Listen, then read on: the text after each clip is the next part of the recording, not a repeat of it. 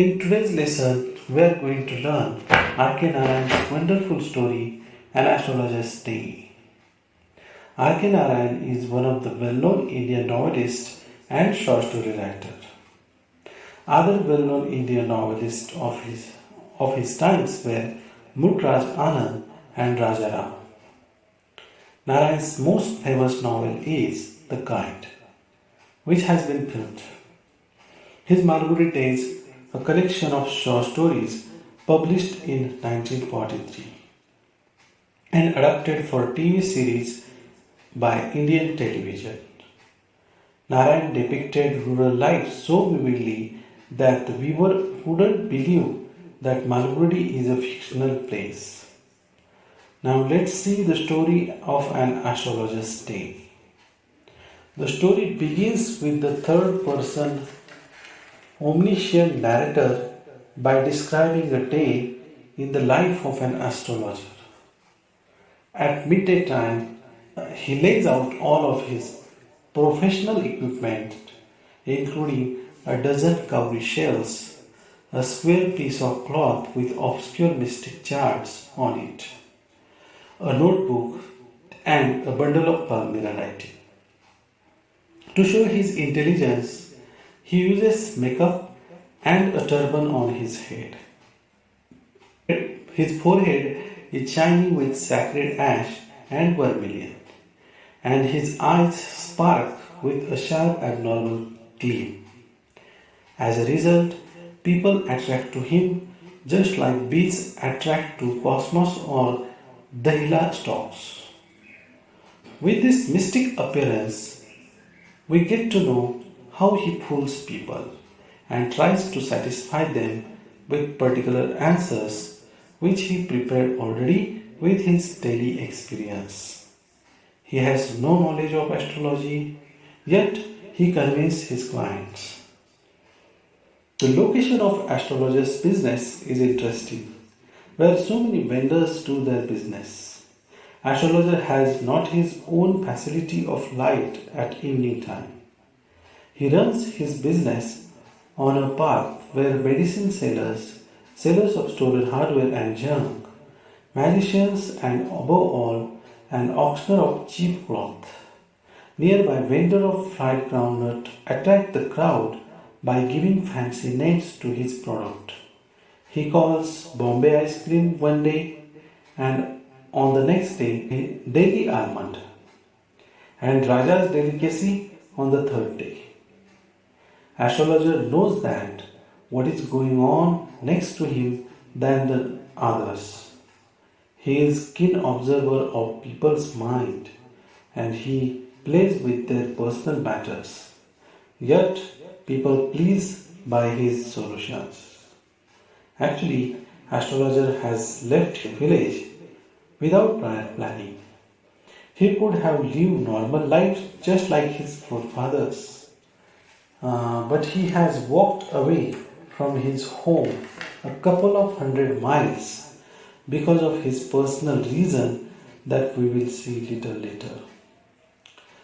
Our protagonist of the story solves the problem of people with the working analysis of mankind's trouble. He charges 3 pies per question and let the client speak at least for 10 minutes. And he gets enough information to convince the client with satisfying answer. He touches the heart of the client by saying, "Is there any woman in your life? Or you have an impetuous nature and a rough exterior?" Astrologer spends his time to earn his daily bread and butter honestly. At the end of the day, his neighbor vendors blow off the light and go to home. He is also now picking up all his stuff to go home. At this time, one client approaches and challenges him to solve his problems. This person is quite bold, and before astrologer saying, "Yours is a nature," he stops him and insists the astrologer to provide worthwhile information. That man takes out an anna and flings it out to him. But astrologer demands for 5 rupees. When the man negotiates, astrologer insists for 8 annas. Further, the pact is accepted. When the stranger leads a cheroot, astrologer sees face of the man and shocks. Actually, the stranger is Guru Nanak, the person whom astrologer thought that he killed him in the past. Guru Nanak could not identify the astrologer because of totally changed appearance of the astrologer. Guru Nanak is in search of a man who tries to kill him. Now, astrologer realizes the gravity of the situation and the other man does not allow the astrologer to convince him with vague answers.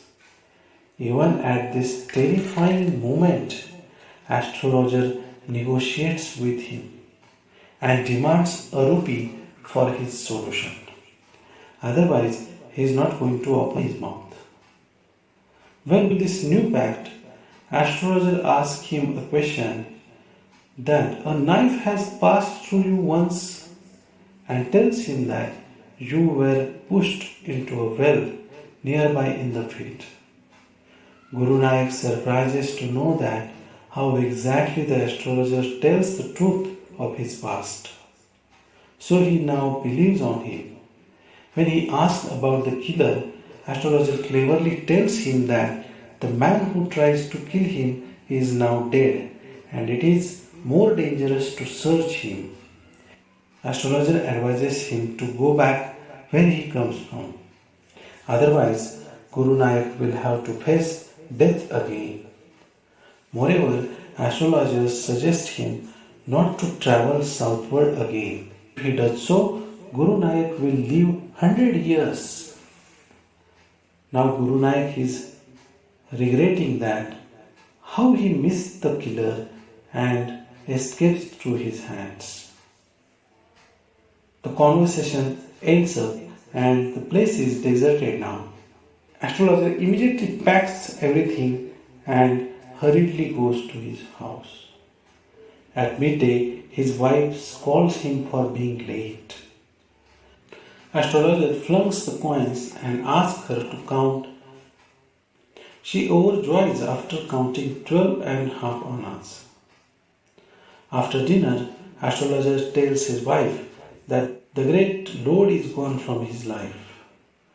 Further, he reveals the fact that he is the person who tried to kill Guru Nanak in the past.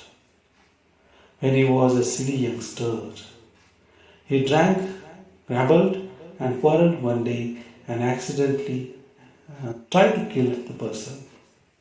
Fortunately, he is alive and will never try to find a person who tries to kill him. Now let's see the theme of the story. It implies false identity, guilt, fear, and deception through the character astrologer. R.K.Narayan does not label the name to astrologer. It means writer wants to generalize false identity of all astrologers. At the beginning of the story, the description of the astrologer implies deception. How easily some people are being cheated by disguised astrologers like the astrologer in the story.